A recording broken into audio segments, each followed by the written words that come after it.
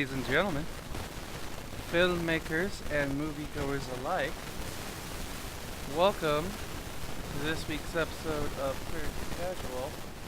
Hey, Steven, I think there's something going on with your audio cable. Of course. There's something going on with my stuff. I was just letting you know because it wasn't just coming through on my end. Tweet. I accidentally sent the wrong thing on the tweet. There we go. And this is fucked up. And this is fucked up. And, we had some tech issues that need to be taken care of beforehand, people. So. Oh, Jesus. Hi, everyone. How's it going? Well, hi, Dev. How are you? Ah!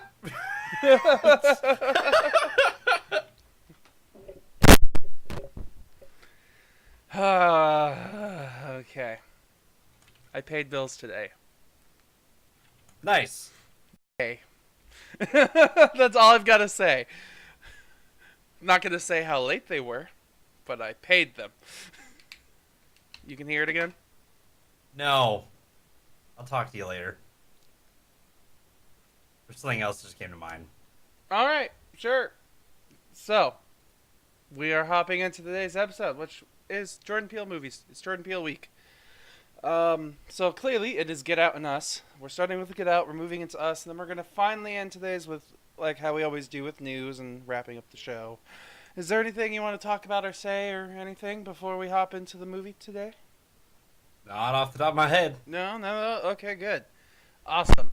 So, let's just quickly, honestly, just hop right on in here to,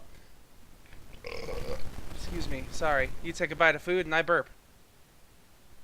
Why do you look weird? There's just a moment every so often where I just hear static for a second.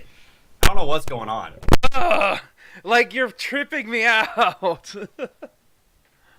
You're like, every time I say something, you just stare at me funny. I'm like, what am I saying that's wrong? It's usually after you say something, all of a sudden there's just like that comes straight through. I don't know why. It's because my equipment sucks and I'm poor. That's why, Dev. I'm just kidding. I'm half kidding. Sorry, not all of us can afford nice new equipment. I'm fucking with you. Fuck you! It makes me feel better, Dev. I'm gonna have a button for that now. Effects. Yes. So, Get Out. Let's get on topic and talk about Get Out. Let's not have you get out, which is what I debate having you do sometimes. But I'm already doing it. Thank you. Why? But let's talk about Get Out, this movie. I watched this movie after watching Us. Hi, Chasing, who's in the chat. Hello. I watched this movie after watching Us, and I'm not going to say how I feel with them compared to each other, at least not yet. But I have to say, I did enjoy this movie a lot. And this being Jordan Peele's first movie as it came out, I don't think many people had a lot of expectations for it. There's like, oh, he's a comedy writer writing horror.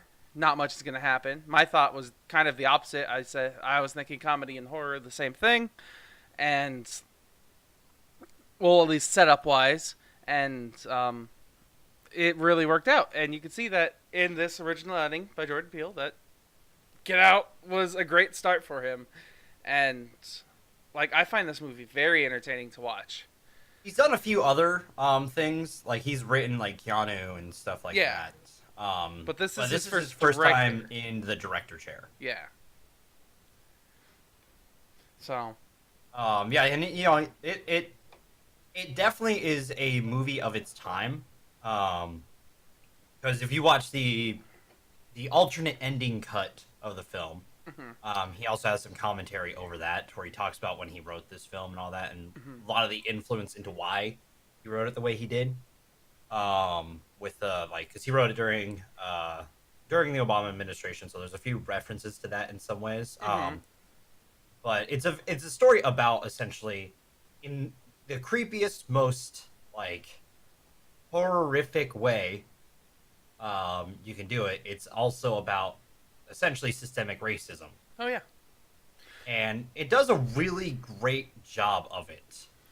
The horror genre as a whole is always a product of its times. That's why horror Yes. movies don't really age well, and like unless there's something odd like Friday the 13th, where Or there's certain ones or that show Alien. like they're trying to be from a different era. Like that's our problem. Like you and me have talked about this. Kind of our problem with other horror films is that like they just don't work now. Mm-hmm. Excuse me. That like to go back, like that was our problem with Obsession of Hannah Grace. It's just like it's been done a million times. It's not Mm-hmm. different. It's not unique. Um, while this one is fresh, it's and I feel like it'll be relevant for years to come still. Mm-hmm. Absolutely. And you know it shows like it shows how like it the entire time there's just this completely eerie sense to everything that's happening. Mm-hmm. Um, and it just works. And you kind of understand what's going on, and you're piecing together as the main character Chris pieces it together. Mm-hmm. He's played also by Daniel Kaluuya. Kaluuya, I think that's how you say his last name. I really hope I didn't fuck that up. I mean, But I'm he's pretty. also in Black Panther. There's my one per movie. Um, but no, he's very good at like emoting this kind of things are off. I don't know what. I can't pinpoint it, but this isn't right. Mm-hmm. Something is wrong. Like that like instinctive moment where your brain starts to enter flight or flight. Yeah. Um he emotes that so well throughout the entire film. Mm-hmm. A lot of this is like a lot of the actors in this movie really are really good at minor physical emotions. Oh Like, god, yeah, they have it's a stellar cast. mm-hmm. Be it from like what's the name here that I'm trying to find? Georgina with Betty Gabriel. How like Yes. just the one scene where she goes from like supporting family member and then she like starts to cry and then laughs and like does all this amazing like Dude, just an intense range in just a yeah. second. Yeah, and it's It's amazing. all tight close up on her face, so all they could see is this. So you're limited, like an actor who has to just literally sit here in frame and just do this. It's really hard for a What lot I of would them to compare do. that moment to, and I know that's a weird comparison, Okay. but it's the comparison that I feel like you will agree with me on. It's not from a film that would be known for this, but a scene that shows this is Revenge of the Sith when Anakin finds out that Padme's pregnant, like Hayden Christensen's ability to act everything that he felt in that exact moment. When Anakin's like fear, excitement, you know, it's one of the best scenes in the entire prequel trilogy. If you go back and rewatch it, because you literally see I would. because it shows that Hayden Christensen can act Mm-hmm. if he's given like he's just was fed shit lines throughout the prequels. Mm-hmm. Because he's very good at facial emotion on there, and it like immediately I kind of thought of that, you know, like going through like 6 different emotions in like 2 seconds, um, is an impressive skill someone can do. Um, I, while you may be true on that one reference, I just don't know it because it's been a while since I've seen the Star Wars. that's So, fair. yeah. That's fair. I have them imprinted into my memory, almost photographically at this point. Um, but that's just you know who I am. I do that. But no, it's so intense. Like every moment is so intense, and two, the fucking music Oh yeah. is so goddamn just like eerie. It's so good that the moments when you're supposed to feel calm don't feel calm because there's always just something else happening, and you know something else is happening either from musical cues or just you know cuts between scenes, and like you can't feel like untense. You always feel this tension building. Oh yeah. And it's this is what I want from horror films. Like that's just the best way to put it. Like this simultaneously feels like a new approach to horror, but also it's an old take on like just the suspense and the thriller, and like Yes. it's not a straight out gore session with jump scares. Like, don't get me wrong, there are like a handful of jump scares in this film, but like they're warranted at times, and but all the other times it's just like genuine. There's only one that I don't feel is warranted. Is it the very like at the very beginning? Yes. Yeah, I but that's understand. always like it's a very cliche one that happens. It's not really a spoiler. It's like what, like 10 minutes in, Yeah, maybe. They hit a deer yeah, driving. yeah. It's a very cliche jump scare that has been done a lot of times. And it's just one of those moments where you're just kind of like, all right, that happened. The rest of the film, you're like, oh, and the deer actually, gets symbolized throughout the rest of the film, so it does serve a purpose. Just at the start, you're like, really, a deer jump scare? Yeah.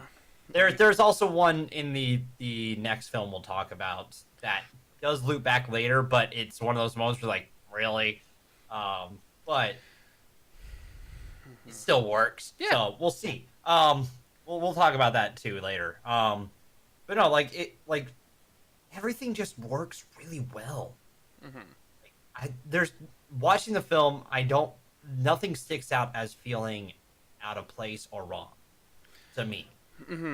Like, as I watch this film, the only thing that seems kind of like a small stretch, but it also makes sense because part of these films is you have to kind of subvert you have to suspend your disbelief, you know. Yes. And that's something that I think Jordan Peele kind of relies on quite a bit in his films. Like, if you can suspend your disbelief, you're in for one hell of a time. Oh, without a doubt. But if you can't, if you have to like go and sort these things out logically, like if you try to just function through them, you may have a bit of a difficult time doing it.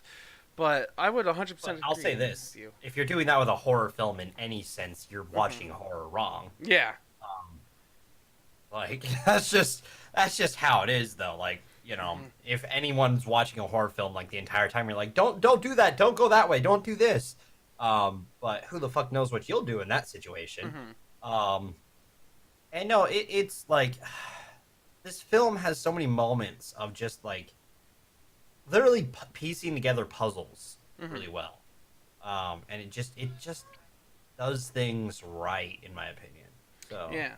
It's like it just my favorite thing about this is that there are just moments, like the moments of brevity and the tension are very short, but they're very much at like well timed, where it's like there's a lot of tension, but then instantly it'll swing back with something that's just super creepy, and you're like, okay. yes. And just ultimately, like, I just have to say this is a good, very entertaining movie from Jordan Peele. Like, I watched this movie like many times when it first came out. I watched it again after watching Us, and I really I'm glad we chose to watch these movies. I was really confused at first because the preview showed a bunch of Split, and I was like, wait, didn't we watch this movie? Oh wait, this is a preview, not the actual film yet. Duh. But yeah, get out. I realized because I rented it on Amazon that I didn't have to deal with previews. I forget about the previews sometimes. I'll be dead honest. Yeah, I honestly they forget still about do the that on previews. other films? Like this on DVDs, they do. Yeah. Do they do that on the Marvel ones? Yeah. Huh.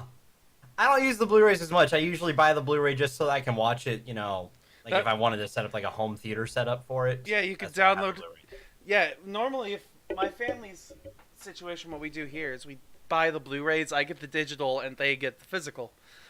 So I'm always just watching digital movies on my computer. But I actually watched previews. Yeah. Man, I forgot about that. Man, I've been watching everything digital lately. Fuck. Even though it's better to watch it on physical because it does better increase the quality. quality. Should do. I'm probably gonna do that when I watch the Spider-Verse film because I just got that. You actually bought it? Nice. Dude, I pre-ordered it as soon as you posted that link. The discount? I was like, yeah, I was immediately like, okay. I'm gonna wait 4 weeks for that shit. Hell yeah! I came in with my new mattress or my new bed frame for my mattress. So, Nice. Yeah, so that was nice. Yeah, so I'll get that set up. I also have the digital copy of it too, so chance you may see me and Steven, watching that at some point again. Movie night, maybe. Good movie to do that with. But no, like Get Out is such it's something that I would consider the idea of it becoming a classic horror easily. Mm-hmm. Like This is something that'll definitely, even now, I bet you this is in like modern editions of film books, like as modern horror. yes, Like, yeah, without a doubt, Jordan Peele is going to be in those books for that. Like he's got with this film, he started out the style, and when we talk about the next one, he's really solidified it. mm-hmm. His ability to just make you feel like there's just always an eeriness to everything, and damn, is it something I love. Mm-hmm. Like that is what I love about horror films. It's why Exorcist is one of my favorite films, is because it's literally just an eerie ass film with some great goddamn special effects. So are you freezing for? Am I freezing for you? No. Okay, cool. You just kind of froze up for me, so I just want to make sure I wasn't freezing for you. Yeah, But it's just it's my style of horror, because like me and Steven talked about, I'm not a huge fan of just gore fest. It's not my go-to style, because it's just usually a bunch of jump scares and usually just like it's not the best for me, in my personal opinion. So the fact that this someone is still making these kind of films and making them super enjoyable, I'm sold. So easily. So Dev, if you had to rate this out of a handful of popcorn kernels, I'd probably say how many about popcorn 10. kernels could I get? 10? Yeah, Okay. 10 kernels. How many kernels would you rate it out of? I'd give it at least a 9 for me personally, because it's just it's my style of horror. Like it's that suspenseful, like it's got that suspenseful build to it, and that's just something I love for horror films. So easily it's a 9. Okay, I like that. I like that a lot. I personally I would give this one an 8.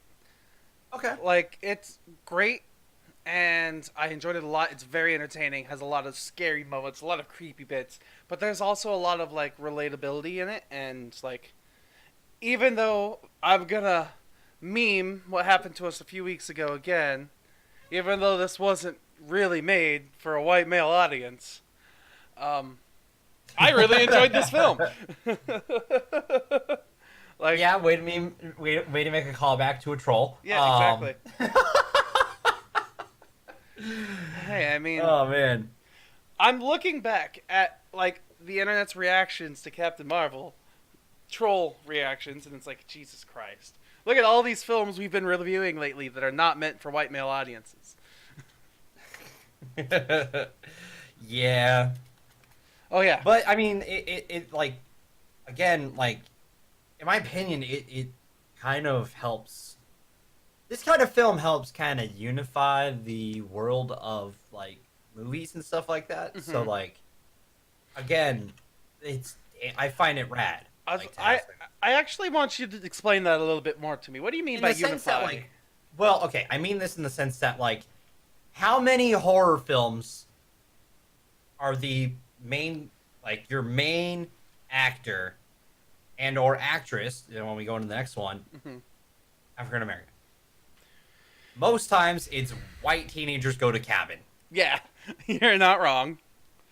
Be it the Cabin in the Woods or Silent Hill. Okay, well, I'm not throwing Cabin in the Woods under the hill, under the bus here, because that film is goddamn gold. And also has Bradley Whitford from this one in that film as well. I like Bradley Whitford. He's hilarious in my opinion, and he's also really good at being creepy as fuck.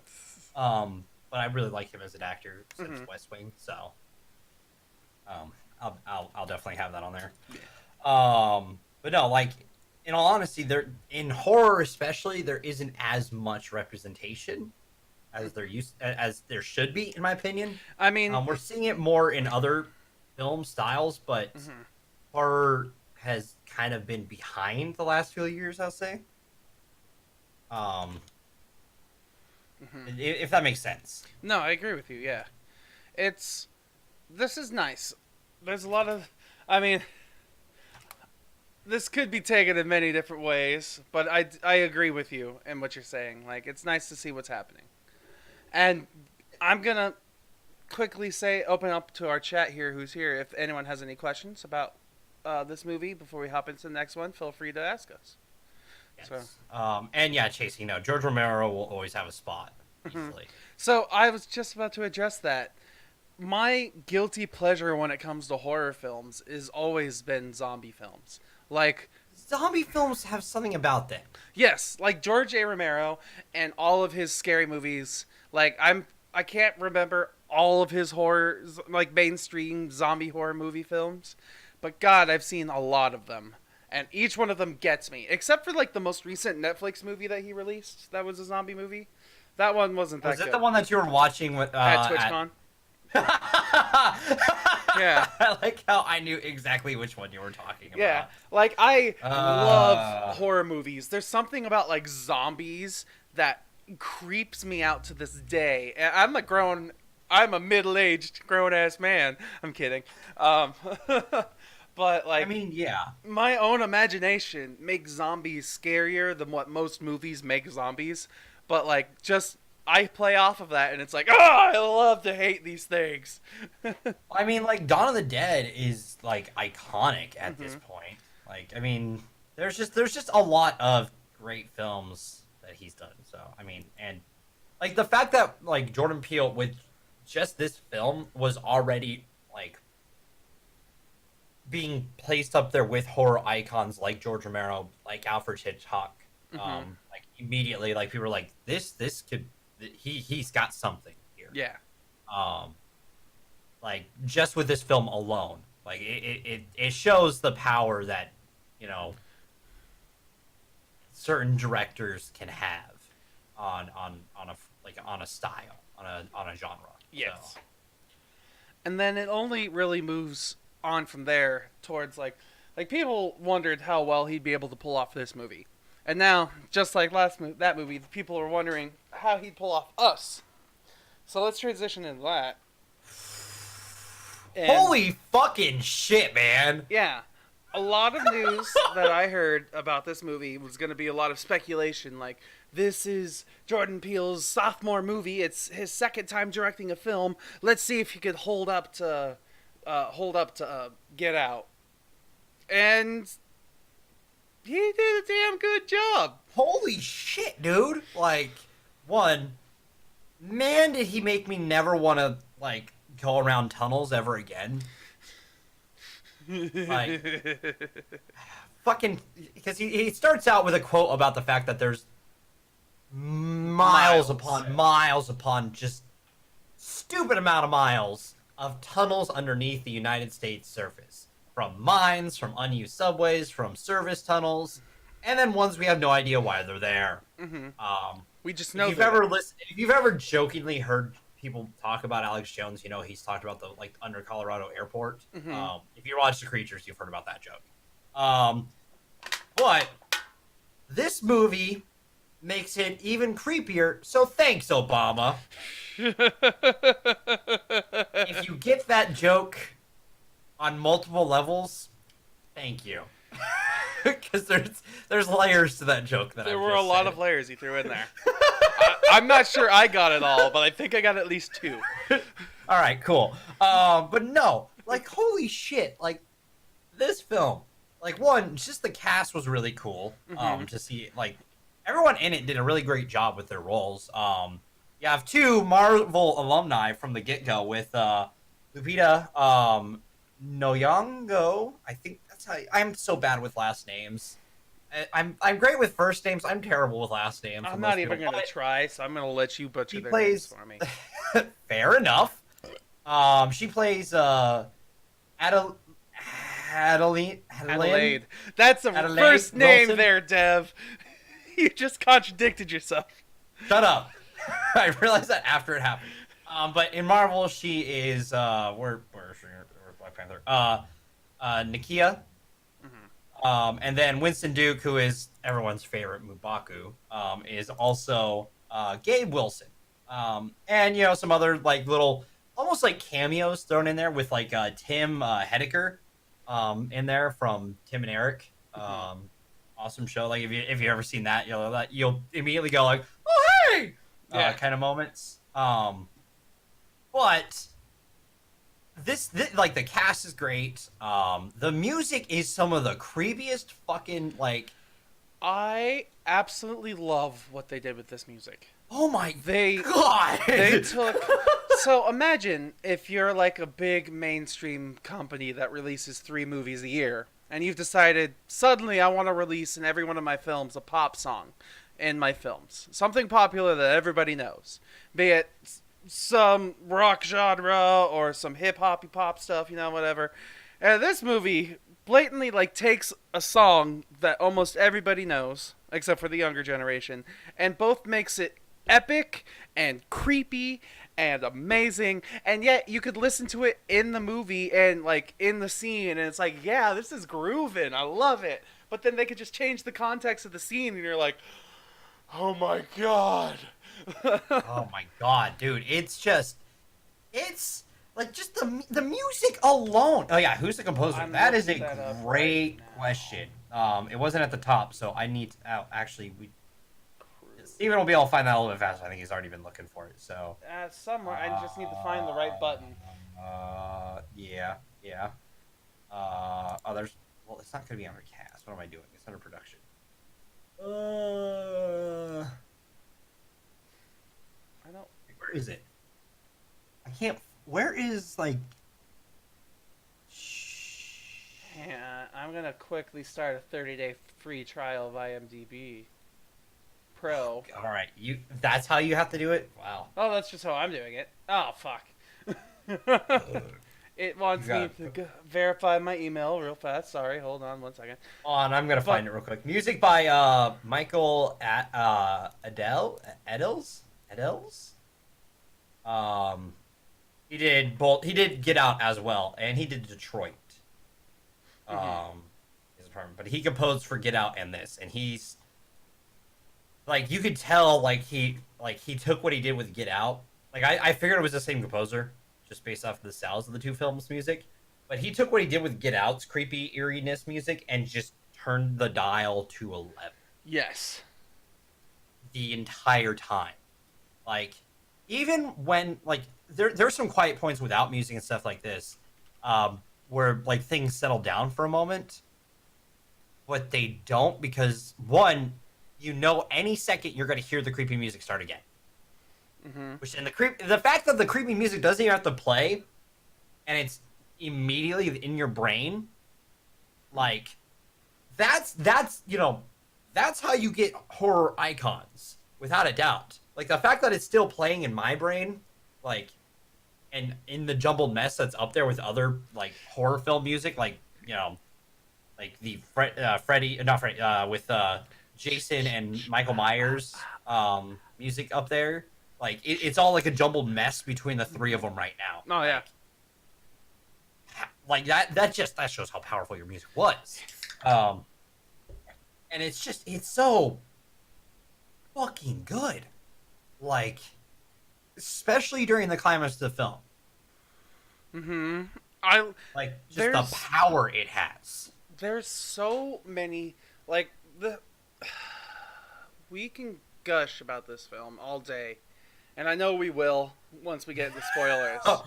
Probably. But I think part of it for us is just like the fact that we're both people who used to play music. It's like the fact, like, just when we have a movie that we can gush about the music of it as much as we are of this one, like that. Oh my god. Like, I agree with Chasing in the chat here. Horror music composers honestly don't get enough recognition. Oh, dude. Like, a lot of horror has to do with sound design, and music is a part of the sound design. Be it the sound of somebody's breath as they're going through, like, night, as each footstep is crunching on the forest floor, as they're snapping twigs. Like, all that sound comes from sound departments, and then the music composers, the ones who, like, add the creepy, like, like, all that magical shit. Like, and the fact, and I'll say this, the other thing about this one is that the fact that, like, I myself and Steven, even just both of us trying to recreate the music itself, would not do it justice. No. Like, because there's so many little just moments in it that it like it's tough to explain if you don't hear it. Like, just like in all honesty, just go and see this film. Yes. Just the music alone, is so fucking good. But it's so like there's like, and talking about sound editing and stuff like that, like just the moments where things happen that like, bludgeoning noises or other noises, stuff like that just happen, that are just they're on the edge of being overly gruesome, but in just the right way. Yeah, at no point in this film, like, there was a lot of death in this movie. Yes. And I at no point was like, oh, that's a lot of blood. Like, maybe there was one point in the film I was like, oh, that's gruesome. But it wasn't even bloody gruesome. It just looked violent because of how they filmed it. Otherwise, it was fine. Like, yeah, exactly. Like, it was creepy. And it was, like, anxiety-inducing, but it wasn't gory. It was a gruesome film, but in the right ways to make it not feel like it's just a gore fest. Like, that's how I would describe it. It's not a gore fest film. It's just brutal. There's one thing I'm watching this film, and I like a lot of the parts that they did with it. I like the small setups they did. I like they dropped some hints for the plot in the film throughout it. Yes, there are some great hints. Which, I have to be honest, I think it was last week or 2 weeks ago, when we were going to Captain Marvel, I recently came up with, I hadn't told anybody this, but in my own mind, I was under the opinion that in modern films, you can guess a point in the film just by a line that somebody says. And, nowadays, it's usually right towards the beginning of the film, somewhere around the 20-minute marker. That's where you will find the exact end point of the film, like what the story is. And sadly, this film was no different for me. There's the ending is supposed to be weird, and it's supposed to have a twist, and I predicted it. Oh no, I saw the twist coming, but that did not take me out of the film. And that necessarily didn't take me out of the film, but at moments it definitely had me they added the fact they are putting so much emphasis on some of the hints, that when they hinted at it right in the very beginning and I got it, it actually just kind of confused me. I was like, what are you doing? But otherwise, I like the film. You also got to think it from a casual point, as I tend to do. Because I try to turn off the critical brain when I'm in a movie. You see, I feel for you, it's way harder for you to turn off the critical brain. See, due to the fact of your credentials in life. I'll be honest with this film. I was in the theaters. I watched it with my dad and my stepmom, and I really enjoyed what I watched. There was, the elements in Get Out that we liked, the creepy cinematography and the storytelling that they do visually, all great. The music that they did was amazing, but at the same time, this was a much more high concept horror. The plot behind this was much it was up there for an idea, and I love high concept horrors, but this one, I'm stuck between was it amazing and I just need to suspend my disbelief more, or was it good but full of plot holes? Because there's things in the film that I've been thinking about it, and it just kind of doesn't make sense to me, but also at the same time it does make sense to me.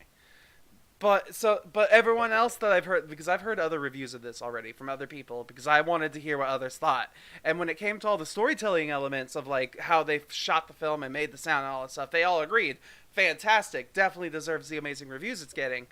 But when they tried to diagnose the plot points and get the story from piece to piece, and all the hints that were thrown in with moments of the film, and they all also were kind of a little bit confused. This was great, but is it supposed to be fantasy-esque, or is it supposed to be kind of like rooted in science?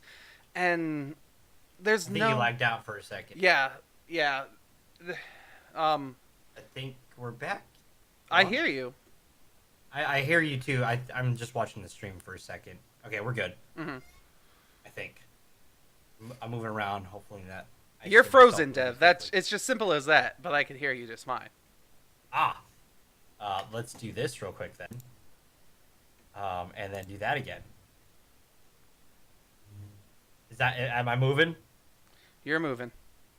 Ah, there we go. Okay, but yeah, this like I was saying, like I kind of I had a moment in the film where I was sitting there and it like I took a step back from my excitement and I was like, okay, step out of the moment. What's going on?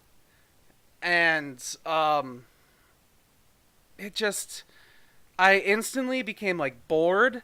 I was confused, and then I was like, I couldn't understand anything. And then when I just said fuck it and just got back into like suspending my disbelief and watching, I was like, cool, this is a totally fantastic movie again. Hi, Pip. Yeah, he had to. He just had to intrude suddenly. Yeah, Um. So now, cat's on stream. that's Hi. fine. I closed my door so that doesn't happen. But I mean, he doesn't make too much of a ruckus right now, so I don't. He doesn't have a way to get up onto the dresser easily without jumping on it. So he knows that there's enough stuff blocking it. But no, like for me, I never had that moment, but I also think it's because one, I don't necessarily study film, but like I haven't studied film like you, so like I'm able to kind of just. I was able to the entire film completely suspend my disbelief and just enjoy it and just my like you just like from your average moviegoer perspective, which I don't want to. I feel weird because I feel like I try to embody the average moviegoer's perspective, but due to you, I feel like it's harder to do that. In no, some ways. you're definitely no longer just a casual. You're like a slightly educated casual. Yeah, that's how I'll put it. Slightly educated casual. So I'm able to stay within the casual bracket and just enjoy a film. As long as it's not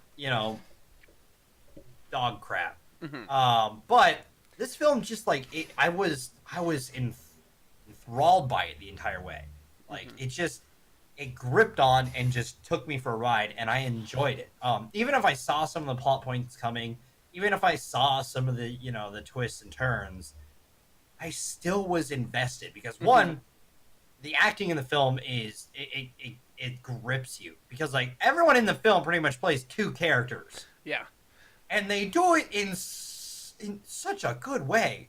Like by God, like it's crazy. Like especially Lupita or yeah yeah. yeah. I Lupita, love she's so goddamn good. Like holy crap. just completely different mannerisms that you see from like one scene where you're there face to face with each other and it's just one's terrified and shaking and the other one's just like hello, like it's We'll get into more during spoilers why her oh stance than anyone else's. But like it's so gripping through it. And I don't know. It's just this is my currently it probably will be my favorite horror film of the decade, honestly. for me. I probably am not going to say it's my favorite horror film because like Of the decade. I'm of saying the of decade, the decade. yeah. I would definitely have to say entertainment wise I was more entertained by Get Out. Okay, that's fair. But That's fair. I was also found myself more enthralled by like I felt the more of the highs and lows in Get Out, but in this movie I couldn't look away, kind of thing. Dude, there was that's a good way of putting it because you don't want to because there are some little things that they do that you'll blink you'll miss it. But it's Like, just from the subtle humor too, like naming of boats. I will talk to you if you saw that about how they named both the boats and I missed the second one's name probably. I saw the first one's name. I missed yeah. the second boat. Yeah. I mean, but it's not really a spoiler of which one's what, but like the dad's boat is the crawdaddy, right?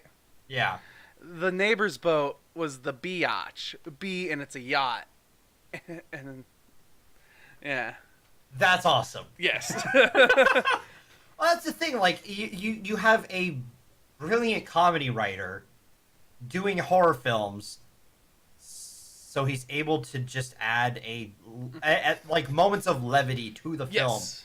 without it feeling forced, Mm-hmm. but it feels like it would fit that world, especially with the characters you have. Yes, this family that they made, I genuinely, in the first 10 minutes of this film, it's all about getting to know the family and how they like mesh together. And instantly in that 10 minutes, I was like, these are a real family. I could feel the connections that they have with each other. And then right after that 10-minute marker, like minute 11, it just goes. It like 0 to 100 in 60 seconds literally, and then you're just at that speed and a little bit higher and less the whole rest of the film. Like Yes, it's fucking fantastic. Like just like again like and like we're gonna praise a lot of things in this film because there's just a lot good in it. Like just the acting is just so goddamn good. yeah. Like that's just the best way to put it. Like acting and honestly, from a directing standpoint, Jordan Peele just directed everyone so goddamn well. Mm-hmm. Like he was able, he did it in such a way that made it really good. So before we go further, I did want to bring up one thing. Did you hear that he was inspired a lot by Unbreakable with these films? Unbreakable, really? I did not hear Yes. that. He was inspired by that, and then the idea that someone brought it up that he was inspired by that, and are these two films connected? Um, I was thinking about that actually. he said they're part of the same project, essentially. So there's a good chance that these films are part of this. He's essentially said they're part of the same universe. That Um, was something I was wondering. Because So- before we hop into like spoilers and stuff, one of my theories before we hopped into before after watching this film was there absolutely will not be a Us 2 kind of thing. However, I do expect there to be another movie from Jordan Peele that combines Get Out, Us, and whatever the third movie is into one universe, and it all has to do around stuff I'll explain in spoilers. Yes. He's doing a really good job of laying down groundwork for ideas that he wants to do, Mm-hmm. and it's quite cool. Is how I'll put it. It's just there's there's a lot of things that he's able to do with it, and it just works. Mhm. Like it doesn't feel like it's forced. It just feels like it genuinely would be like that. Yeah. After everything. So I don't know how else to put that. That's how I would Mhm. describe it. It feels like it would be like that. So So, Deb, do we want to move on to ratings and then head into spoilers? we might want to do that. So let's say I give you 10 popcorns, Okay. If I were to take 10 popcorns, and you have to rate the film with them. okay. That's a little bit of a tough decision for me, in all honesty, because, like I said, I was more entertained by Get Out, but this one is much more stylized, and it's genuinely creepier, and, like, so I would probably also have to give this movie an 8. Not for the same reasons. Like, I can't directly compare these movies together and against each other in many ways, but I can in others. And Yeah, well, because they're very different. Yes. They're similar style to horror, but they're very different focuses of yes. horror. So I would give this movie an 8 solidly. Like, this is a great movie to watch. And if you're good at suspending your disbelief, you'll never be able to take your eyes off that screen. So, go watch this movie. Definitely. Watch. I would give it, for me personally, and this, I don't think I've done this yet. This is a 10 for me. It's the first horror film I'm giving a 10. Okay. I feel like you're just getting loose with your ratings now, Dev. I'm just kidding. You're like, But I'm the casual. I'm just kidding.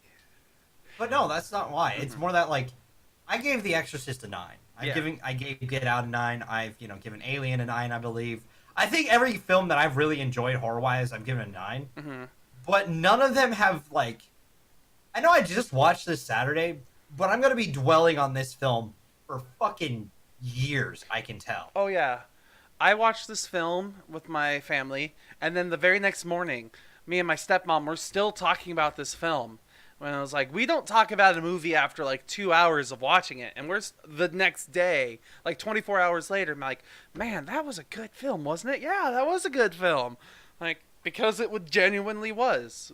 Just there's a lot of fodder and like high concept freakery going on here. Yeah, no, it's fucking good. And without a doubt, it's probably like, yeah, it's got a 10 right now. Maybe that changes in the future. Who knows? Like, that's the thing. Some of the other horror films that I've loved growing up, they were probably tens to me then, but they're not now. But that's also just because my interests and like what I like in film has changed a bit. It's evolved. It'll always change. But this is going to be like, these two films alone will be in my top 5, if not, unless I don't know what'll come out in the next 20 years. It'll probably stay in my top 10 without a doubt. So, I can see that. And this one is definitely like top 3 for me. So easy. All right. So, anybody in the chat have any questions before we dive into our spoiler talk on Us? Feel free to hit us not with your spiky scissors in your leathery gloved hands, but with your questions to our ears. Yeah, hit us with the questions before we enter the spoilers. It needed to be more dramatic. Need to be louder, probably. Like, the initial echo needs to be louder than your first talking, I feel like. You could be like, spoiler, spoiler. Yeah. So, like, we're entering the spoilers! That was better. That was definitely better. I'll have to get that sound effect in at some point. Just to pull it off and just hit the button from now on. God damn it. But yeah, okay, are we just gonna dive into the spoilers then? Because if so, I'm gonna need to move Pip. Because I'm gonna probably lean in on the rest of this. Yeah. Get your cat to Alright. safety. Buddy. Alright, Pip. Pip pip cheerio. Good landing. So. Cause you a seaweeded already? What? I don't get it. Oh. I missed that joke somehow. Answered it already. Okay. Typo. Oh.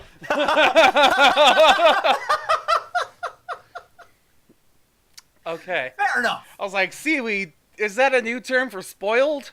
What? Okay. So. My God, this film. Yes. There are so many just little moments of just pure fear of what happens next. Mm-hmm. And just perfect tension building. Yes. That's how I would put it. Like, by God. There are so many moments where I'm just sitting there wondering. You have an idea if you've watched horror films at all, like what might happen next. Like, oh, someone's going to come out of this area, blah, blah, blah, that kind of thing, And because, again, there are certain shots that are so good, you're going to probably use something similar. Mm-hmm. But there's so many moments of just pure, just like terror that you feel rushed through you of what happens next. Mm-hmm. And they do it so well. Like, I had ideas for what I wanted to do with my channel and, like, my YouTube videos of having multiple versions of me. And some of the things that I saw were a little more clever than what I had in mind. So I may end up using them. Maybe not. But, like, I loved all the subtle little things that they did. And, like, like they explained so many things with like the doppelgangers, which me and my family have just gotten to the point of calling them twins. But The tethered. yeah, the tethered. Like, so for those of you who have not seen this film and who are okay with being spoiled, basically what happens, based on how I understand it, is that at some point there was our government of humans that started making clones, and these clones were called the tethered.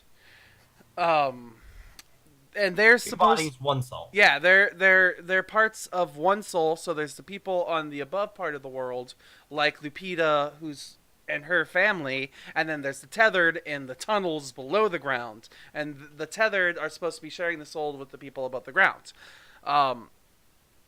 High concept kind of thing, really cool, but the like how things evolve in the film kind of just gets me really confused because it makes it seem like there's a very fantasy-esque thing going on here. Like two bodies, one soul is a very like suspend my disbelief to understand this. But then they also explain it with science and governmental stuff.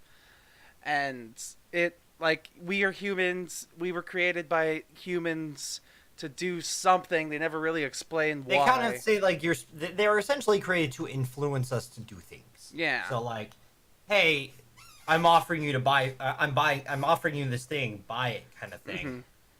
And it's supposed to be like that. They're supposed to be more. I almost want to say impulsive to do things. Yeah, they're Why they're also far more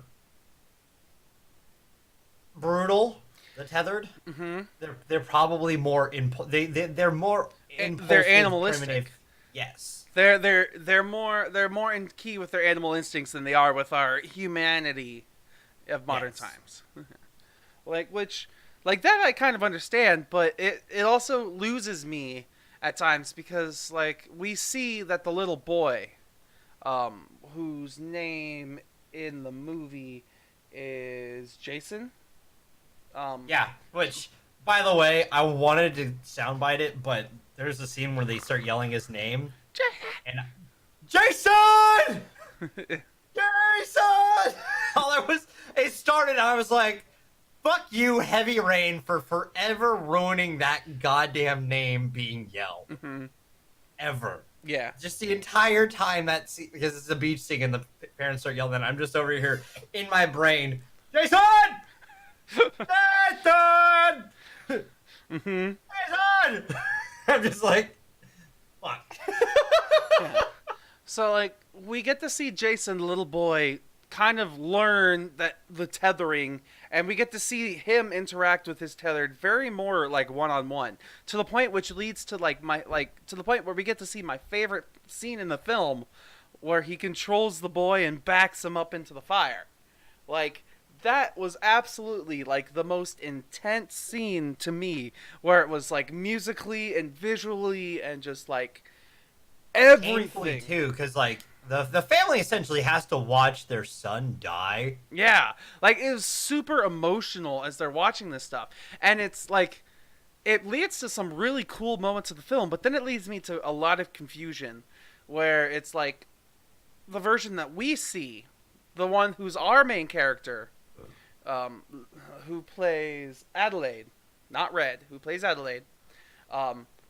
It turns out, here's the major spoiler, so this is your last chance, anyone, that Yeah.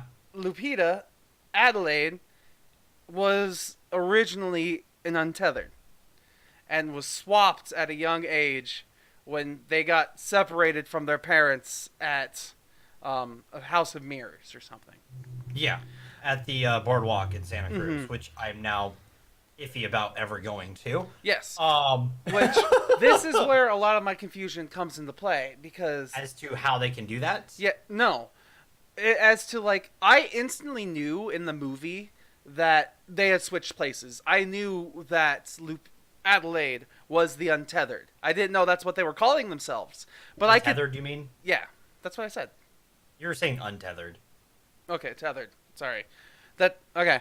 They were trying to become untethered. Okay, I think yeah. is what they were saying, which would explain. So yeah, the tethered.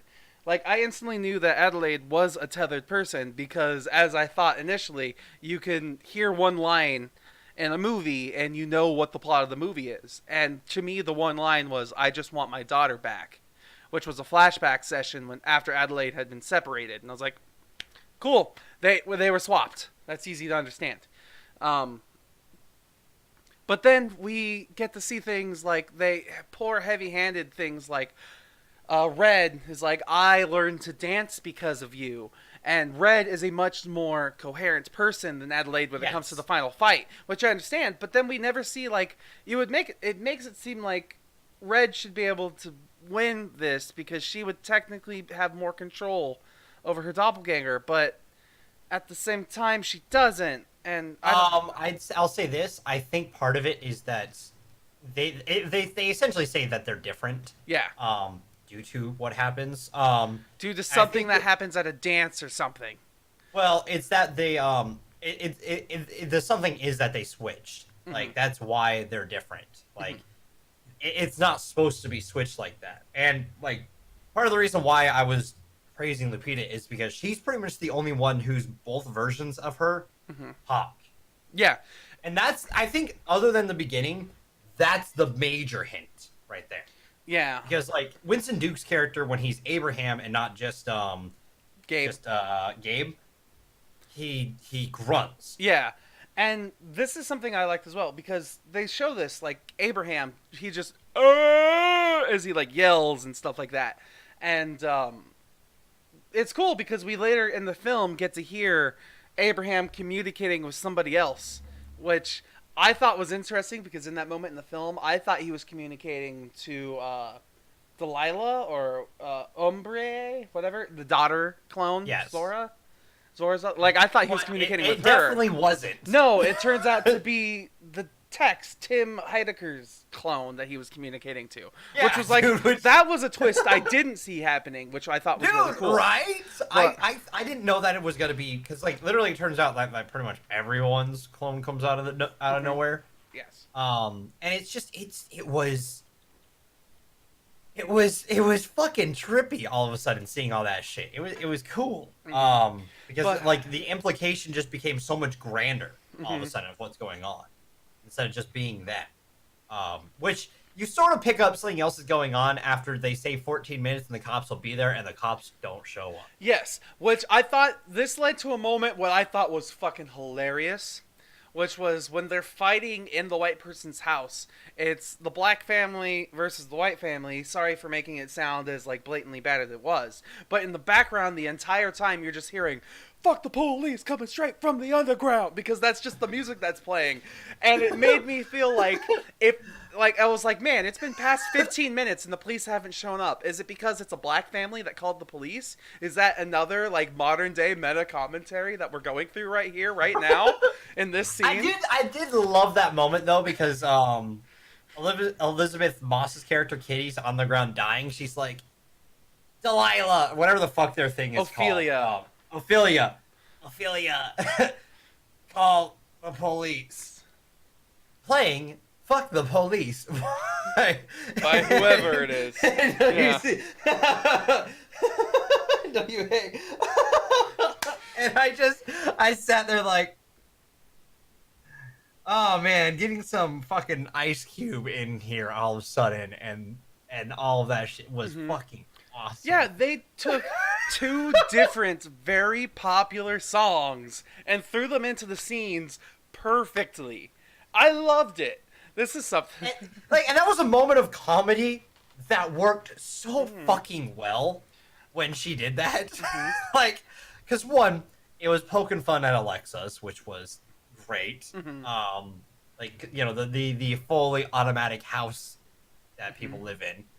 And like it poked fun at that in just like the perfect way that like voice technology isn't perfect, so when you yell at it from down on the ground gargling on your own blood, call the police. Playing "Fuck the Police." Yeah. I sat there like, ha, she's dead. Yeah. But it worked for all the scenes, like, and then suddenly, you know, like the news and all that. But like, there's just some great moments where like everything that gets said also gets used. Like there's just a throwaway line about the fact that the boat turns it veers to the left, And that becomes essential to the plot. like that actually, like the one scene that I thought was like those the like the fire scene was one that I thought was dark, but the gruesome scene was when Abraham dies to the father. When Oh my god! Yeah, when he smacks the engine and it turns back on and it blends Abraham's internals and his lower body, and it's like, Oh yeah, my god, that was... it was like Woo! that was the nastiest, goriest part of this film. And the best part, it wasn't even gory. You just see the organs in like a darkish blue, but they're like there's red, but they're still blue from the water. And then Abraham falls in the water, and that's it. And you're like, wow, that was 1 second of gore, and I still feel terrified. Look at that. It was 1 second of gore where the good guy wins. And you still feel like this is only going to get worse. Yeah, and it's funny too, because later on in the film, like, there's this whole conversation about like kill counts, like who deserves to drive because of kill counts, and it's like, no, you're trying to survive and you're treating it like it's a fucking video game. Let's be honest though, if it was any of us in that scenario, being who we are, I've got more kills than I drive. Would be a thing that would get thrown around. I almost feel like I would fight to drive no matter what happened, in all honesty. Like, if we were in a zombie apocalypse, I would want to be the driver. Oh, fuck, I hit a button. Here we go. Because I feel like I would be great at maneuvering and stuff like that. And I would just have my friends who have better aim than me, I'm going to say, to give you guys the highlight, because I just think I would drive better. I drive fucking fine, fucker. No, yes, thank you. Okay, I'll say this. I can counter you with the fact that I have to drive in more snow. I've driven in snow. I've driven in more snow. I don't care. I've delivered in snow for hours on end. And I know how to drive in snow. Don't worry. I've also been through the worst rainy pass to ever go through in the Northwest. Sure. I'll give you that, whatever. I'm just saying that I think I would be better at, like, the high-speed maneuverability while we're running away. You know? You don't exactly... If it's zombie apocalypse, you don't exactly have to be high speed. But it'd you be just have to fun. be... You just have to have enough speed so you don't get stopped by the never-ending mob of zombies. Well, that's inevitably going to happen if they're in front of you. Yeah, you just gotta have enough momentum to plow through the wall. That's not how it works, Steven. It'll work eventually. As long as you don't run out of fuel, you can produce... That's not how it works, Steven. I know physics. Anyways, but no, this is this film, like, there's so many fucking moments. Like, I loved the callback to the first jump scare, because there's like, in the House of Mirror, there's an owl that pops out. Mm-hmm. And the callback to it where it comes up, and just, like, we all know it's coming, so, like... Yeah. So her reaction just being like, fuck you! Yeah. So yeah, anyone who doesn't know, and when she first walks into the House of Mirrors, there's an owl that pops out, and it's like, hoo hoo, and its eyes light up. And then the second time, when she's an adult, where she walks in there, the owl pops up and goes, ha hoo, and she swings a bat at it and destroys it. It goes, ha hoo. Yeah. But, like, oh my god, and, like, it's just... her acting in this film was so good. Like, the fact that, like, her two characters were essentially, like, they were within the same range of who they are because they flipped. Yeah. With Red essentially being, like, this primal intelligence is how I'll put it. Yeah. Like, they're both primal intelligent is what I would say it is. Because they're both very off of their own instinct and stuff like that, and, like, there's little hints as to why Adelaide isn't talkative as much. Yeah, like and stuff like that. With the way I'd interpreted it was Red went from being civilized to feral, and Adelaide went from feral to civilized, kind of thing. Yeah, that's the only way to describe it. And you see those moments where, like, Adelaide goes into that feral mindset, especially right at the very end, because oh my god, the two of them fighting, and all, like, the dialogue goes from Adelaide being like, I'm gonna kill you, to just her screaming and yelling in anger.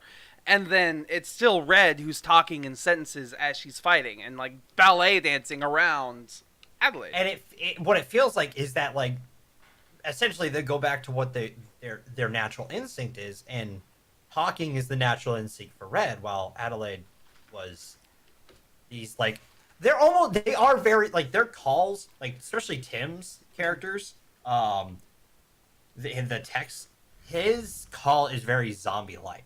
Is how I'll put it. They are very much like they're clickers, clicker noise. That's how they sound. That's how they talk. And like, there's a moment during the last fight where Adelaide essentially does that during the fight. And it essentially fully reveals what happened. Yeah. Then and there. Which they'll eventually they reveal it again later. But like, if you weren't smart enough to pick up on it on the first like. The 6 other times where they essentially told you what's happened, like because the first one's missable, it's just a line, and other times it's literally just like context clues, and then that one is literally just like there's a good chance they switched it at that point. And sorry, did you have something else to say? No, go for it. That only just brings up my other point of confusion is at the end of the film. The son is looking Yes, okay, I will agree with you here.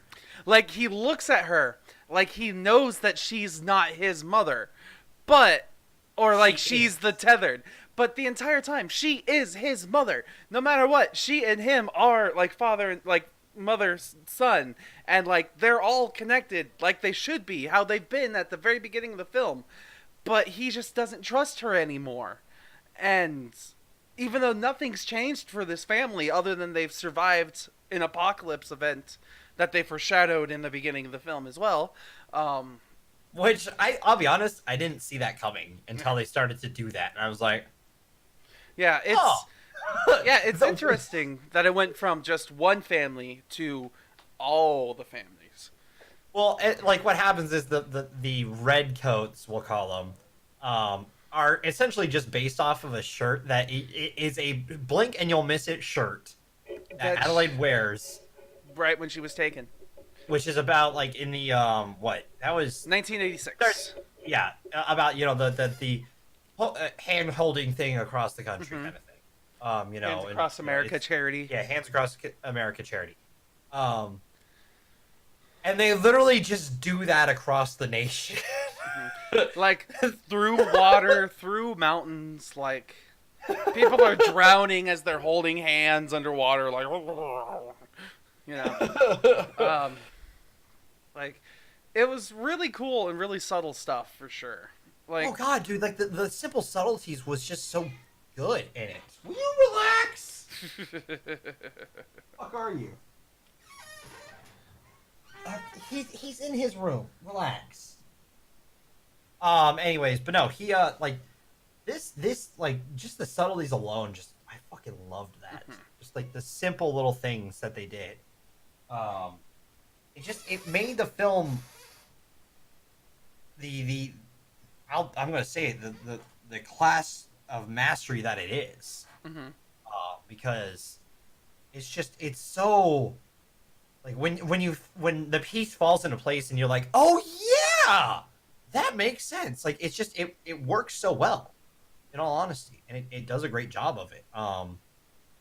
And like I liked how all of the characters also, funny enough, every single one of them, even the people who you don't see both sides of their tether, like you either see one or the other, all have names in this, by the way. There isn't a lot of just like there isn't a lot of characters that if you see them twice, odds are they all have a name for some reason or another, and it's pretty cool. But like it's just I don't know how else to put it other than just like you need to see it, and yeah, it's fucking fun. Just don't go in there expecting it to all 100% make sense, because it won't. But if you just let that slide, it will be just the funnest, creepiest little, like I told my family, like I felt imagine if you were in Get Out, like, you're sitting there, you're watching this film, and you're in the sunken place, and you're like scratching at the seat of your chair while you're in the sunken place. Like, that's how I felt watching this film. I was sitting there watching a movie that I can't look away from, but it was like so anxiety inducing. I wanted to try and escape, but it was like, oh, I can't.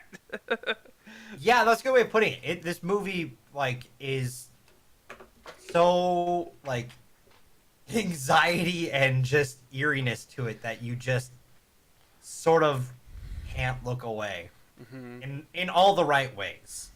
Like that's not a bad thing from the film for the film. It's exactly what I think they were going for. Yeah. So, which then leads me to like my little theory that I mentioned earlier, which was how I know think exactly where this goes. The coagulation was where I was going with this. Yes. Actually, yeah, or whatever it's called. Yeah. Coagulation is from Get Out. Yeah, from Get Out. How it's like the coagulation event or whatever where they transfer brains, and it's like the sect of people who like went through this process to give people new bodies, essentially. And I wonder if they're somehow related to these underground tunnels that created the Tethered. That's my thought. More than likely. Like, from what it looks like, it's just this entire group of people who, like, are just fucking with the shit to try to make themselves better. Or, like... Immortal. Yeah. It's very Illuminati, but it works. Like, you know what? This is how you do a connected universe that Cloverfield wanted to do, but correct. Mm-hmm. I have a connected universe idea for a series of books that I may eventually write if I ever spend the time to actually write things, which I never do. But it's like, I imagine a world, I want a series of books where, say like book 1 is actually supposed to be like book 2, but then your actual book 2 is like hundreds of years later, where it's not directly related to the events of book 1, but it's like the aftermath of what happened here helps lead to this, and there'd be like references from the first book in the second book kind of thing. That's the kind of universe I'm looking forward to. Like, and there are ones like that. Yeah. Like, just like I would love to see Star Wars the same way, where we get to see the Skywalker saga, and then we're going to go years into the future where we get to see what happened thanks to the Skywalker saga and the really long wars and all that shit. Yeah. Like, I want to see that. That'd be cool. But well, we may get there. Yeah. But no, like, again, I'll just say, like, just go watch this fucking film. If you like horror films, you're going to like this. Mm-hmm. So, are we done spoiling? I think we may be done spoiling this one. Okay. Now. So, do we want to start doing a final verdict after spoiler talk? I'm kidding. Let's move into the news. So we're here. I don't know where to start, other than let's just start with the simple one of let's go with Netflix. Our Netflix story for today. Oh, gotta move this. So, who liked Bandersnatch? Me. I enjoyed Bandersnatch. Did you enjoy it? I fucking hated it. It was terrible. Yeah, right? It was terrible. Well, guess what? Netflix has decided to use the same Bandersnatch technology where you get to decide your own adventure and use it with Bear Grylls in something called You versus Wild with Bear Grylls, where you get to decide. I think it's going to be a television thing, not like a movie, but it's going to be episodes where you get to decide the path that Bear Grylls takes. Which I think is kind of perfect. I agree with you. Because, like, one, as someone who watched a shit ton of Man vs. Wild, because when DirecTV was way cheaper than it is now, having Discovery Channel was very easy to have. So, I'm gonna agree with Chasing on this one. I may accidentally kill Bear Grylls a bunch of times just to see what happens. Accidentally, you say? Yes, yeah, I agree with you. Accidentally. Just to see what happens. Like, I feel like this will be easier for them to pull off, too, because there's definitely going to be one correct path to get from the beginning to the end Bear Grylls lives, but they're going to show you all the different branching paths where Bear Grylls dies as well.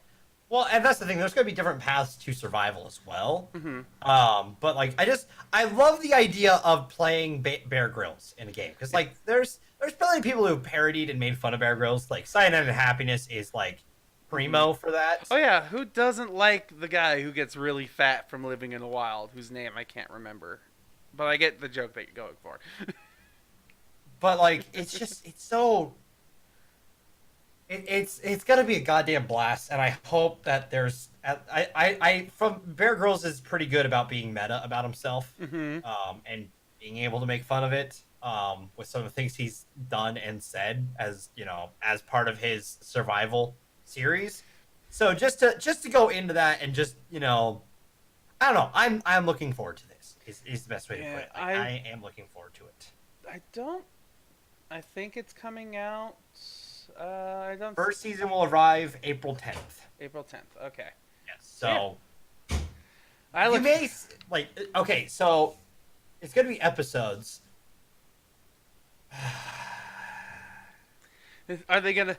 I was about to say, are they gonna be 30-minute long episodes? No, they're gonna be like hour to hour and a half long, depending on how long it takes you to get from point A to point B. Yeah. I have. Well, we need to discuss something else now too. Uh-oh. So I just had. This just gets ideas rolling, is how I'll put it. Okay. All right. So, anything else we want to talk about? Any Bandersnatch excitement? Yeah. I mean, I look forward to it. Okay, then we'll hop on to our next thing, which is something we talked about a little bit in the Har Har podcast on Thursday, but I wanted to talk about a little bit more here, because, this is Critically Casual. That's fair. A movie podcast where we discuss movies, and a website is going to pay somebody $1,000 to binge the first 20 MCU movies. So, yeah, it's from a cable TV is the website, and basically they've released a little bit more information from when we've talked about it on Thursday. Like, we thought it was going to be you had to watch all of them without sleeping. You are actually given 3 days to go through all 20 movies. Oh, fucking sign me up! Yeah. And it says here, there's you have to apply, you have to get selected, and basically what it does is it pays you $50 per movie, and they want people with online internet personas, basically. They want people with social media presence. So I will literally tell them, I will stream, because I can set up my audio now, so that I hear the movies, and you just have me commentating over them the entire time. So it's you would have to be talking the whole time. You just have to know if you're streaming it the whole time, you will not be able to get paid for that because you're watching movies on stream. And no, I'm saying that I could just essentially be commentating the entire movie without anyone hearing the movie or seeing the movie either. Yeah. Okay. So it's just chatting while you're watching the film. Yes. Okay. So that people could be just hop in, and find a way for we can find a way for people to join in somehow, raffle out, movie codes, whatever, fuck it, and just all hang out and watch films together. You know what I mean? Yeah, I getcha. So it says here. Yep. To apply for the contracted position, you have to submit a 200-word essay making your case, improving your MCU experience, expertise, and fandom. If you want extra brownie points, you can also submit a video message. Should you be selected, you will have 3 days to watch all of the movies, so you will get to have some amount of sleep. So yeah, 40 hours, 3 days. Dude, I just need the 2. And it basically boils down to $50 a movie. And you're constantly... Literally, all I have to do is updating. I'll watch one night, right? 1 or 2, 1, 2, maybe 3 the first night. Mm-hmm. And then, sleep, watch the chunk of everything else the next day, sleep, finish off whatever tail end I have left. So what would be your approach then, Dev? Would it be chronological or numerical? As in release dates or timeline? It depends. I'll say that. It's tough for me to figure out which order I do it, because there's certain things I will always start with first Avenger on there, just because Captain America is my favorite hero, so duh. but deciphering where I put certain ones is a little bit different. Like, I don't know if Captain Marvel were miraculously on Blu-ray by the time Endgame came out. It's not going to be, but if it was, Mm-hmm. I don't know if I'd watch Captain Marvel right then, Mm-hmm. or if I would watch her in Phase 3. I was about to say it would either be like Winter Soldier or not Winter Soldier, First Avenger into Captain Marvel into like Iron Man. Or, Well, yeah, that would be those would be the first in the timeline. yeah, or it would be like Iron Man into like Phase 1, 2, and 3 releases. You know. Yeah, well, it's for me. Like I always mess around with Phase, because even then, if you do chronological, you got to move Guardians of the Galaxy 2 into Phase 2 area as well timeline, because it takes place somewhat shortly after Guardians 1. Yeah. And Guardians 1 takes place during Phase 2, I think. I'm pretty sure Peter Quill gets abducted somewhere around 95. Yes. So I wouldn't start from there, though. I would start him from, like, where his story really starts. Mm-hmm. If that makes sense. Which is 26 years later, so that's around the first Avengers. So, again, it would just be in Phase 2. Mm-hmm. But the second film also takes place around that time as well. And Phase 3 is pretty much all, like, very clumped together timeline-wise. Oh yeah. So I think Doctor Strange takes place during Phase 2 as well. Yes. I want to say timeline-wise. I would say That so. or he took place during Phase 1 with Iron Man 2. I don't remember. I would. That actually seems like it makes more sense to me because there's a lot of time that passes supposedly between Doctor Strange 1 and Thor Ragnarok where he helps.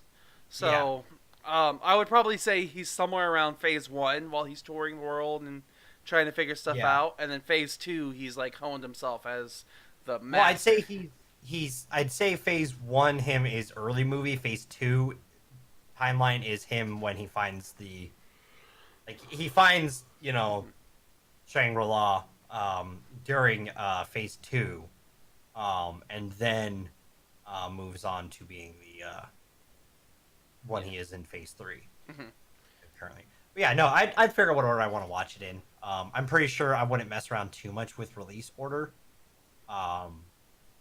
But for the most part, I would just I pretty much put it in what it is, but usually I'd start with Captain America: First Avengers because it's a good way to start it.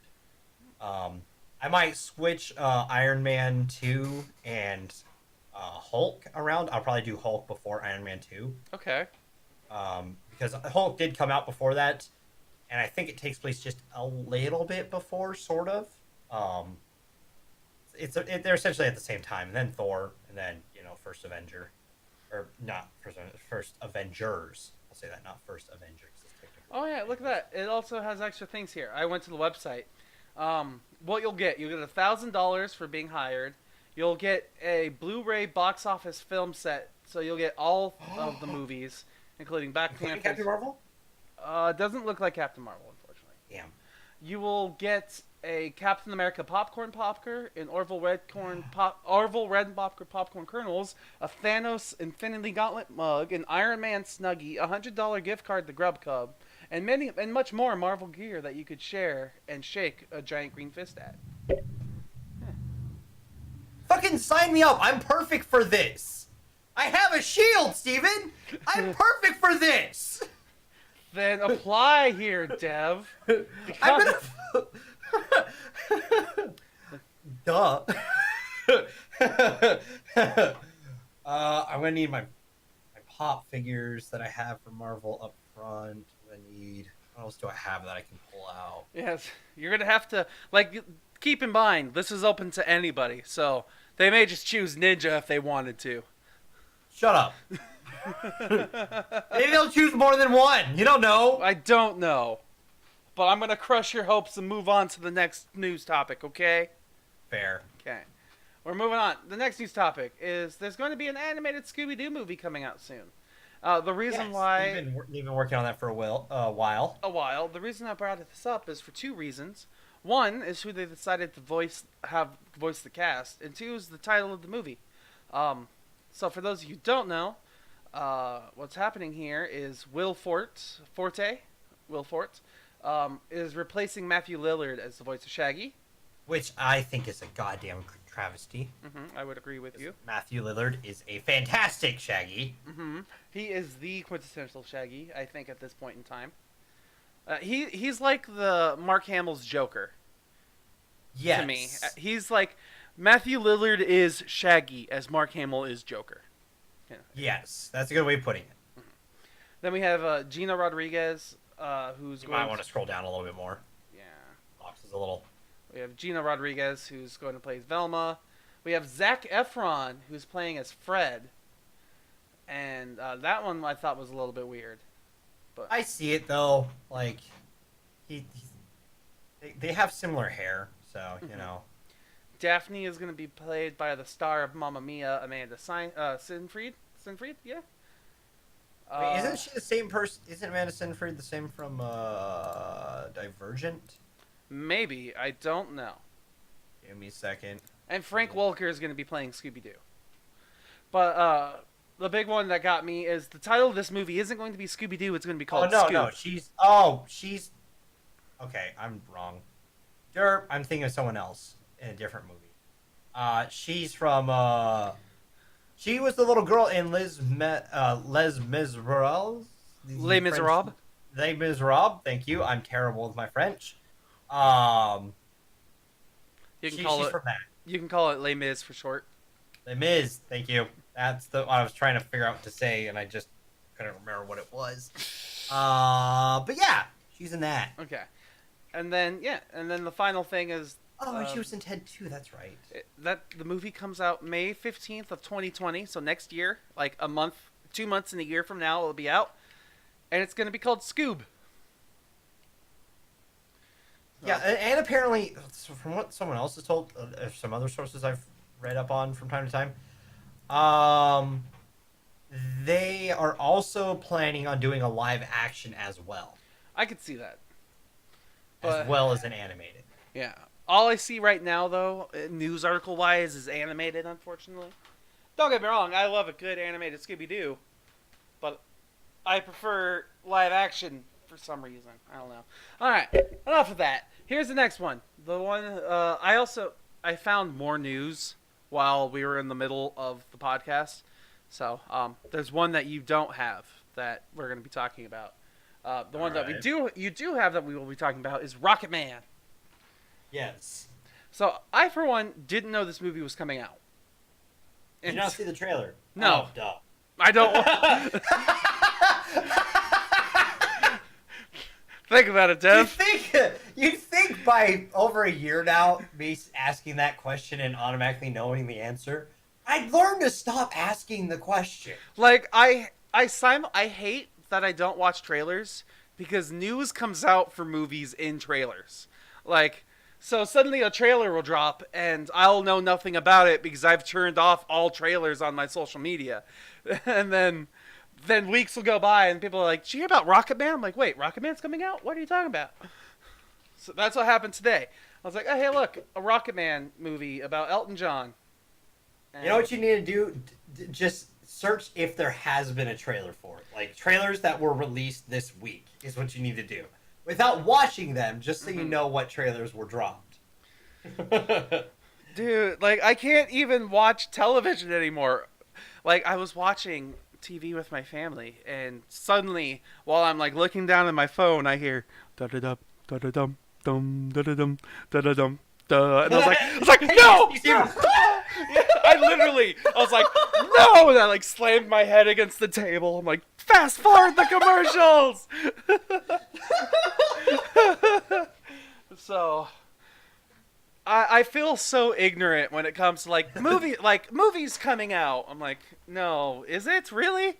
But then I watch the film and I'm like, I like not knowing what's happening because of the trailers. It's nice. Oh, that's fair.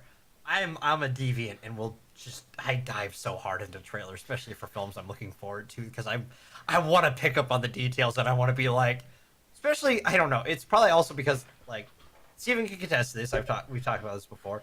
In high school, like, literally in band, people made the joke that, like, if anyone had a Marvel question, they immediately turned to me. Mm-hmm. Like, literally on bus trips, there was times where, like, hey, Dev, yeah. So we're talking about Marvel stuff. Which characters did this, this, and this, right? And I was like, oh yeah, this, and you know, I'd explain it. Like I literally because one, this goes to show how obscure they were. Guardians of the Galaxy was super obscure before they came out, right? To the point that I had no idea who they were. I had like brief idea of who they were, so I had to I did a shit ton of research for that, more than I probably did for any paper in high school. And I learned about the Guardians of the Galaxy 3000, you know, like the future versions of them, all that fun stuff. And so when people started, because I knew as soon as that name was announced, I was like, I'm gonna get questions about this. Fuck. I have to keep my facade of knowing everything about Marvel. Crap. Well, it's not a facade. It's that I just have, you know, a lot of Marvel information. No, I get you. But you know, I don't want to let people down when they suddenly have questions and be like, I don't know. Huh? That's me. I don't know anything. Anyways, back to the topic at hand. So yeah, when I first saw this, I was very conflicted at first. Like, why do nothing is original except for maybe these movies? Like biopics are starting to be popular now. I don't know how I feel about it, because I will say this: we came out of Bohemian Rhapsody way more positive than I think anyone else did, and I think upon further review, we were kind of off on that one. Yeah, I agree with you. And I think part of it is that we do watch them right away. I think we sat with the last 20 minutes the most. Like, it was something that we as people never got to experience at all. Yeah, and then you hear the people who actually experience this stuff, and suddenly you're like, it was really hype. Ooh. Yeah. Huh. Yeah. So, like, I do want to keep watching biopics, but my only concern is that they're going to keep coming out only because Bohemian Rhapsody won Oscars. And people are like, hey, this is a good idea. Let's make a dramatized film about somebody famous that everybody will love, who's dead now or going to be dead soon or something, and we'll make bank off of it, and that's that. So I appreciate that this is going to be an R-rated film for sex, drugs, and presumably rock and roll. But it's a great title to a fucking that's a great headline to an article. I'll say that. Absolutely. This was a well-titled article. It got my attention. But it makes me upset that we've gone from let's adapt comic books to let's adapt people's lives. Okay, I'll say this: comic book adaptations are easier to adaptate and be original on their own. Because let's be honest, each of the the Marvel films take are loose adaptations of their comic book counterpart parts. They have certain moments where they know they have to capture that panel in it perfectly. And Civil War is probably the king of that in my opinion. But you're playing with people's actual lives, which is way harder to adapt. Especially to make it entertaining for everybody without making the person seem like a terrible person. Yeah. It's a good way of putting it. So it's just I'm fine with a documentary. If I were to watch a documentary on Elton John's life, I'm sure I would enjoy that about as much as I'd enjoy a biopic about Elton John. But I just assume I would almost probably enjoy it more in the sense of I'd probably enjoy it more for its honesty, because documentaries tend to be a little bit more honest, but I may not. But the grandioseness that a film can make is unique. Yeah, I was about to say, the only thing is this will just be more exciting to watch for your layman, your general casual audience. Yeah. So, cool, it's coming out. Cool, people like us will get to see what Elton John was really like in his life. Apparently. Yeah, totally. Yeah, this is going to be, a 1-for-1. Yeah, 100% accurate. He's not going to be exaggerated at all. And, yeah. And then my last bit of news. So, this may be more of a rumor, but you talked about Hayden Christensen. and it's been leaked. Supposedly, it's a rumor that Hayden Christensen has been seen on set recording for Star Wars Episode 9. Okay, I'll say this. This rumor has been going around since the first one Mm-hmm. of the new trilogy. Yeah. That he would show up. My opinion on this is that if you want to make people feel like the Star Wars universe connected, and JJ's saying that this is to close the entire Star Wars arc of the Skywalkers, right? Mm-hmm. This is their closure. After this, no more Skywalker saga. Yes. With that, because they have had all of it. Could you do that beginning part one more time? Sorry, you kind of lagged out a bit. Oh, sorry. I was saying that they've had the saga for the Skywalker family. Mm-hmm. I'm cool with moving forward from there. Okay. And a good way to do that would be to bring in Hayden Christensen as Anakin's spirit to kind of potentially guide Rey, or even try to bring, like, I don't know if Ben can have redemption, but something involving Ben and Anakin talking to each other. Yes. Something, it just, we'll see what happens. I'm hopeful that maybe he'll show up in there, because I've been hoping for that I've been hoping for him and Ewan McGregor to show up at some point. Like Ewan McGregor, because like ever since the first one when his voice showed up in it, I've been hopeful. Okay. And they brought back Frank Oz for fucking Yoda, so please bring back. It's like, I don't know, like maybe even maybe redeem Anakin from the prequels, please. That'd be nice. Too simple, I think, though. But yeah, based on what I'm seeing here, like the original thought behind the rumor was J.J. Abrams has declared his dedication to bring home as much prequel and original trilogy material into Episode 9 as possible. And there have already been reports of storyboard and artwork descriptions of some sort of Anakin/Darth Vader Force Ghost, which appears to be visualized from The Force Awakens. I'll say this too. What they could do with that is, because Rey's visions go. What they can do as well, I just thought about this, is maybe even tie it into the time vortex thing that the time Ezra power found. that Ezra found. Yeah. If you don't know who Ezra is, he's the character from Rebels, and he finds this like literally like a time dimension that when he's walking through it, you hear lines throughout the entire series, and you get to see like spirit wolves and shit. It's cool. It's fucking awesome. So like maybe even do that, because like if somehow, and I think this stand with me. This is gonna be my far outlandish theory. Got it? Okay. Hit me. What's gonna happen? Ezra shows up out of nowhere. He's still alive. He has a very ambiguous ending that you don't know if he lives or dies. Mm-hmm. You find out Thrawn is still alive, and working for the First Order now. As essentially Hux is thrown to the side further and further, which you can have a redemption arc for Hux, sort of, where he betrays the First Order but still gets his shit handed to him. But what happens is Ezra's like, then we need to learn how to beat him, kind of thing. Because, like, let's say, Kylo has gained immense power during this time, and Rey knows she can't beat him yet now. Mm-hmm. Because it happens, the Sith cheat. They do this. Absolutely. So, want to know a way you can do that? What's that? Go into the time place Ezra found and learn what he did. And go through the history of Star Wars for a moment and see if there's something that can beat him. And you want to know what could beat him? What's that? Anakin. Would this be an Anakin before he becomes Darth Vader, or an Anakin right after he kills the Emperor?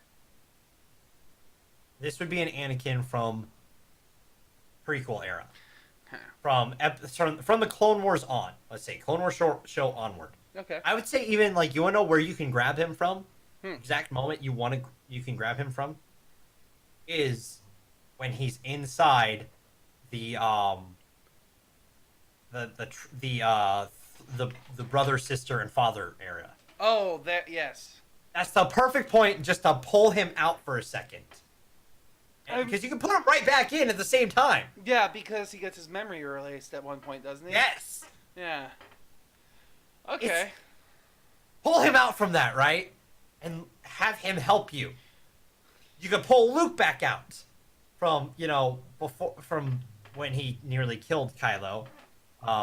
Or some shit. You can find a way to bring Luke in. He'll be a Force ghost, and suddenly he sees he can't say who he is to his father, and Rey can't either. But they know, right? Like I don't know. It's never gonna happen. This idea is outlandish as shit. It's definitely out there a bit, but I like it. What? Could you imagine how fucking cool that'd be? Too cool, Dev. It'd be too cool. it'd be impossible, but I think it'd be fucking hilarious because it'd be such a way to tie in from everything from the ninth film backwards. Literally be able to do that using the time vortex and stuff like that. So, but that's my outlandish theory. It's not gonna be what happens. I have no idea how they're gonna tie in Hayden Christensen's Anakin into it. And in all honesty, I'm cool with it because it is a good way to close out this story, though. So, I mean, I hope it's not a bunch of time travel stuff because we already have to deal with a bunch of time travel stuff in Avengers Endgame coming up here. We don't have. Shut up. We may not have to deal with a lot of time travel. You know this. It's just quantum mechanics that we're more than likely. Quantum physics is what we're gonna have to. Just throw the word quantum in front of everything, Dev. Quantum critically casual. We're going to the quantum realm. Pew, pew, pew, pew, pew. Welcome to Critically Casual, where nothing's changed except for really tiny. Where we're gonna nitpick on the tiniest of tiny things, like that one scene where a flower. There was an atom out of place in this scene, and it bothered. Exactly. This atom was here like 20 milliseconds ago. Now it's over there. I understand the atoms move, but get your continuity right, damn it. Okay. Spin-offs. Yeah. Outlandish theories. But yeah, I don't think personally, I don't think time travel is going to be the key to Endgame. So I have to look at something. Okay, thank God. Whew. What? April 1st is not on a Sunday. Last year, April 1st was on a Wednesday. That's how we got our lovely Srekcuf and DorkyDev. Yeah. So wait, is it on a Thursday this year? Nope, it's on a Monday. Oh, everyone's safe. Everyone's safe, unless we do a YouTube video for the channel on that day for some reason. Anyways. We gave Dev an idea, now he's sad. So, what are we doing next week, Steven? Oh, fuck, I forgot what we're doing next week. He just remembered that we're doing Alice in Wonderland and Dumbo next week. Yeah. Fuck! Alright, Alice in Wonderland and Dumbo. It's gonna be great. Why? Because Disney decided... This month has been so good! You were so excited, huh? We've had such a good month! Not anymore. Why?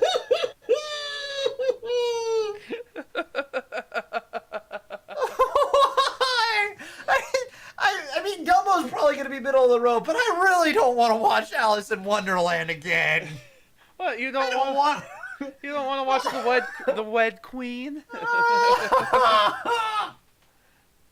but Cheshire and all the Tim Burtoniness and but Johnny Depp. He's just goddamn Jack Sparrow, though. He is just it's Jack the Sparrow. Same character.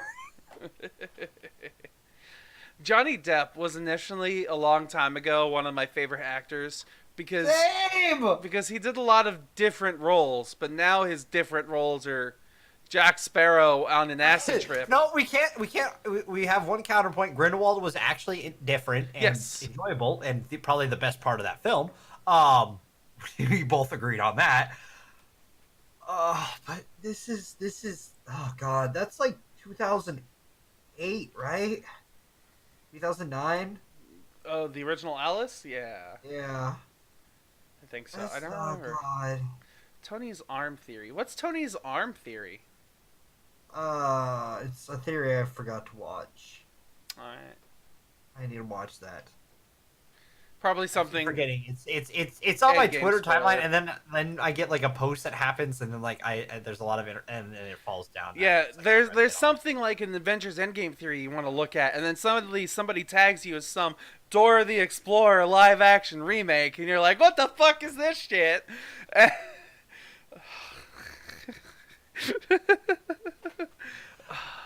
What? That comes out in what, a year? A few months? Probably a few months, given it's got a trailer and it's on Nickelodeon. Oh, I don't want to watch it. I don't want to. You're making me watch Alice. I know. It popped up when I was like, no, it's gonna happen. Why do we punish ourselves like this, Steve? Because it's funny. Yeah. I had fucking forgot what we're watching last week until just now. Like, I literally forgot what we were watching next week. You I was just like, blocked it what out of are we your mind. I did! I literally blocked Dumbo out of the poster in my mind because I associated what was coming with it. And so as I scrolled down, I saw Jordan Peele's like top of his forehead, and I scroll all the way down, all of a sudden I see Dumbo, and I'm like, ah! No, it's... Oh. Okay. It's gonna be rough. It'll be fine. What are you talking about? Alright. Well, and then after that, we'll, I guess, and then tune in next week as well, because then we'll announce what we're doing the month after. Yeah, I know we already decided, but I have to remember what we decided. I think I can help with that. Okay. So. I was really, and while we'll probably end up doing this like sometime later because I want to fix my computer after this. But, man, we're getting our stuff together here at Har HQ. We have a functional YouTube channel. Me and Dev are planning out our movies well in advance. T-Pop is getting so many more viewers, and we're actually coming up with like news articles and stuff ahead of time. It's because you guys that were like I like where things are going, and it's because of. Yeah. So, thank you. Thank you, honestly. Go ahead. Make sure you do follow us at Twitter as well, and YouTube. We need to make a command for that. I can go and do that later. But make sure you follow us on both places at Har HQ. We're posting over there 2 days after the podcast airs. That's when it goes up on YouTube, and Twitter will keep you up to date when that happens. We're gonna get better at posting when the YouTube videos go live. We have interaction over there with Liz behind the scenes, so you can look forward to that. And we have 3 podcasts over here. If you're not already following, check that out. Steven hosts this one here, Critically Casual, every Sunday at 1 p.m. Pacific Standard Time. We've got T-Pop, Third Player Optional, on Wednesdays at 6 p.m. Pacific Standard Time, and the Horror Podcast, hosted by me, on Thursdays at 6 p.m. Pacific Standard Time. Is it bad that I personally really enjoy watching T-Pop, and it's because I'm not on that podcast? No, there's nothing wrong with that. I'm like, damn, I love listening to these guys talk. They're my friends. They have funny things that they say all the time. And their humor is better when I'm not around. Because I mean, if I'm not on there, I have it up. Yeah. I mean, I love watching T-Pop. It's good. So watch T-Pop. Watch Har. And then you can come here too if you want sometimes. No, watch this one too. This one's, I think anyone who's watched this enjoys us. So, let's be honest. Or bickering like a married couple at each other. Yeah, sure, that. Yeah. All right, we're done here. Yeah. Thanks for joining us this week, guys, on this week's episode of the Critically Casual. And we'll see you all next week with Dumbo and Alice in Wonderland. But until then... Dev's gonna be crying like that for a whole week.